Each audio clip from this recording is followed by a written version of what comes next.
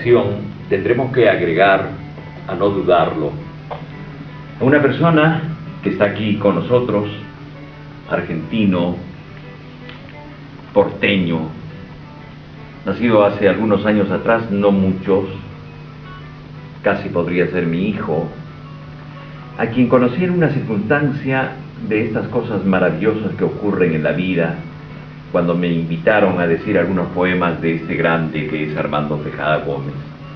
Y no sé cómo llegó a mis manos un fragmento de una poesía de Armando de Magdalena, Conversaciones con Armando Tejada Gómez.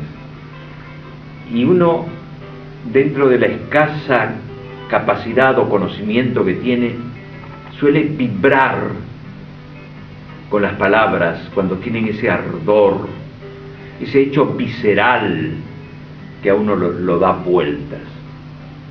Y desde aquel entonces nos sentimos hermanos, porque él late profundamente la alegría y el sufrimiento de América a cada instante, todas sus horas del día y, por qué no, de la noche, están dedicadas a desandar los caminos de América. Lo vamos a presentar casi formalmente. Poeta, ensayista y fotógrafo argentino, nacido en Buenos Aires, decía, en febrero de 1963, 46 años. Juan no tiene 48 ya, por eso decía, podía ser mi hijo. Ha publicado casi una docena de libros, tanto de poesía como de ensayo y crítica literaria. Ha hecho radio y colaborado con diversas publicaciones nacionales y extranjeras como articulista. En la actualidad ha comenzado a editar a jóvenes poetas y también a recopilar, antologar e introducir pensadores y artistas que han influenciado su obra y su vida. Sus trabajos giran en torno a la problemática americana. Sus tópicos más visitados son el marxismo, la interculturalidad, el arte y la filosofía. Es miembro de muchísimas organizaciones políticas y culturales de dentro y fuera de nuestro país. Es uno de los fundadores de Cultura en Movimiento de Argentina y director de la Brigada Muralista Jorge Calvo. Un fotógrafo también exquisito, pero esencialmente para mí, y siempre lo pondero esto como un hecho superlativo, un ser humano que es el fiel reflejo de su pensamiento, un ser humano a carta cabal. Estamos con Armando de Magdalena. Ya te lo presenté, Lito, pero ahora se lo presento a ustedes, aunque lo deben conocer muchísima gente. ¿Qué tal, Armando? ¿Qué tal? ¿Cómo te va? Feliz de que estés con nosotros por fin, como decía Lito.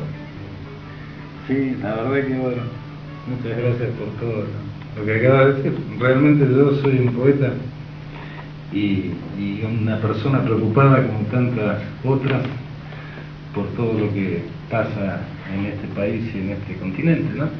Le contábamos a Armando que, si bien la gente no conoce su voz, sí conoce sus poemas, porque nosotros los leemos constantemente, de manera que hay un acercamiento entre nuestra gente, entre nuestros oyentes y Armando. Así que, Armando, bueno, podés saber que están cerca tuyo los oyentes. Estoy en deuda acá con la gente del programa.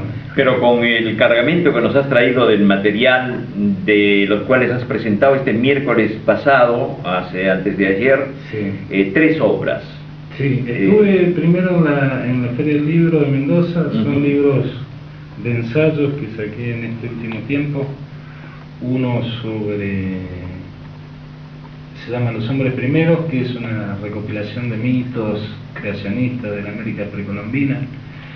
Después hay un trabajo de recopilación de trabajos de Mariátegui y un breviario de pensamiento político, económico, social y cultural de los hombres de la primera independencia. Un poco el tema de la historia y más ahora con el tema del bicentenario, dan ganas de ponerse a opinar un poco, ¿no?, de historia. Mariátegui tenía relación con políticos argentinos, ¿no? Porque la otra vez nosotros, en un programa que tenemos en La Voz de las Madres, se llama Perú, le dimos una carta de Mariátegui a Alfredo Palacios. Y sí, claro, lo que pasa en Mariátegui es uno de los primeros marxistas, Carlos Palacio, también podríamos meter ahí a Ugarte, y Mariátegui prácticamente fue el precursor y el más fructífero, según mi opinión, en cuanto a un marxismo americano, ¿no? Ahí está. Ese aporte fue el hecho que se reconoció fundamentalmente de aplicarlo a la teoría marxista-leninista a la realidad de cada país. El caso de Perú, con su famosa obra Interpretación y 7 ensayos de la realidad peruana, que sigue siendo la misma, un análisis profundo de lo que acontece en el país, pero del cual la mayoría no se da cuenta. Han pasado tantos años. ¿Y por qué no se altera eso, papá? ¿Y por qué no se altera? Porque los intereses poderosos que priman siempre, que están intentando doblegar a un gobierno democrático elegido democráticamente en Paraguay, ya ocurrió en Centroamérica, en Honduras. Son estos poderosos intereses que desean, no quieren de ninguna manera perder los privilegios, las prebendas que vienen desde la época de la conquista. Un poco esa era la intención de presentar esos 3 libros que aparentemente no tienen nada que ver, y sí, ¿no? Porque ahí lo acaba de decir José, el tema esto, bueno, ya es una herencia de la colonia y que no se modifica en lo sustancial en muchas cuestiones estructurales de nuestros países del continente. Hay un cantante peruano, un compositor que se llama Manuel Chaprado, que tiene un tema musical que se llama El síndrome colonial. Y sí, bueno, hay tantas cosas, mira, que yo aburriría a cualquiera hablando de otras cosas, pero eso del síndrome me gusta porque yo siempre digo, como intelectual que somos todos, nosotros tenemos a veces un complejo de inferioridad que nos viene con la educación formal en nuestros países, que termina siendo un serio limitante a veces de inteligencias muy grandes. O sea, los condicionamientos de cómo nos han educado y qué es lo que nos han hecho creer que somos. Ese complejo, digamos, inyectado o insuflado adrede, ¿no es cierto? Deliberadamente. Por los programas educacionales que no favorecen el pensamiento ni la reflexión. Y aparte que vos fijate, hay un problema real que es este continente, que es un entrecruzamiento formidable de cosas que no se han saldado nunca. Entonces América, como dice Leopoldo Sea, filósofo mexicano, dice, América solo existe como posibilidad. Entonces, ¿cómo sería una educación de un continente que todavía no se termina de cuajar culturalmente, ¿no? En toda esa diversidad y toda esa riqueza que tiene? Armando, tenemos para conversar, no digo largo, pero yo sé que vas a viajar, qué maravilla, llevando todo este caudal de pensamiento plasmado en este papel que es formidable, porque la generación tiene que conocer, estudiar, sacarse el antifaz. El otro día decíamos con Lito, el primer secuestro que hubo en América ocurrió en Cajamarca, cuando Pizarro captura a Atahualpa y pide, Atahualpa se da cuenta de la avidez que tenía el invasor por el oro. Entonces le ofrece, le digo, ¿qué necesitas? ¿Te gusta el oro? ¿Te gusta la plata? Y le ofrece 2 cuartos de plata y 1 de oro. Aún así, una vez que recibió este patrimonio que tenía el Tahuantinsuyo, lo manda a matar. El primer secuestro de América es el que ocurrió en Cajamarca, estamos hablando de 1535. La gente dice, no puede ser, de ninguna manera. Esto es ahora, de este siglo, del siglo XXI, los secuestros. Ya esa es la mentalidad que primaba en esta parte de América. Estamos con Armando de Magdalena.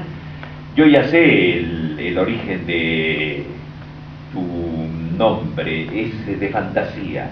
Sí, es una costumbre. Pero tiene un hecho hermoso. Bueno, un día cuento brevemente, a mí me gusta mucho la música, y entre esas cosas, la música flamenca. Y me entero en un reportaje que Paco de Lucía no se llamaba de Lucía, que el hermano de él se llama Ramón de Algeciras. Entonces él explicaba el tema de la costumbre española de la época anterior a los apellidos. Le decían, bueno, Paco, el hijo de Lucía, o Ramón del pueblo de Algeciras, o el oficio. Entonces yo me llamo Armando y Magdalena es mi mamá. Tu madre. O sea, sería Armando, hijo de Magdalena. Armando de El Magdalena. hijo de Magdalena. Vamos a escuchar música. Vamos a escuchar música y Mire, matizamos. Programamos, usted quería algo de Brasil. Yo quería algo Yo de le programé a Elis Regina, pero ¿sabe que canta? ¿Sabe lo que encontré? algo de Atahualpa Yupanqui. Allá va. Increíble, no sabía que lo tenía.